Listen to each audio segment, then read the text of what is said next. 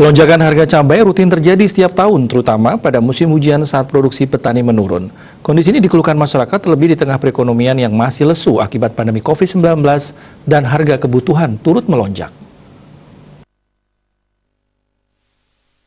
Menurut akademisi Grisdana, untuk menanggulangi hal ini perlu dilakukan pemetaan produksi cabai dan edukasi terhadap konsumsi cabai olahan.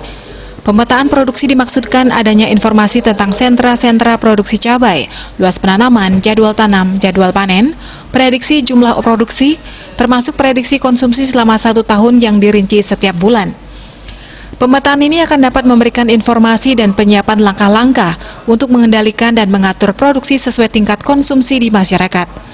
Tingkat konsumsi sangat perlu dipetakan atau diprediksi karena setiap bulan ada perbedaan mengingat hari raya bagi umat tertentu yang menyebabkan permintaan cabai meningkat.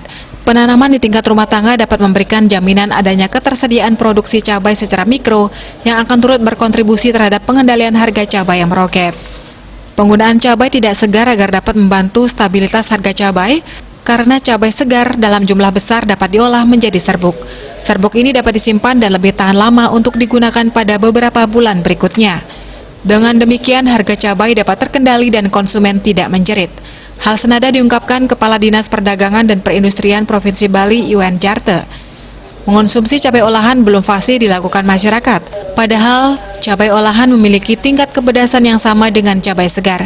Hanya saja, masyarakat masih fanatik dengan cabai segar. Jika budaya konsumsi cabai olahan bisa diterapkan, akan membantu mengendalikan lonjakan harga cabai, karena saat panen melimpah, cabai bisa diolah dan digunakan saat produksi minim. Bisnis Bali melaporkan.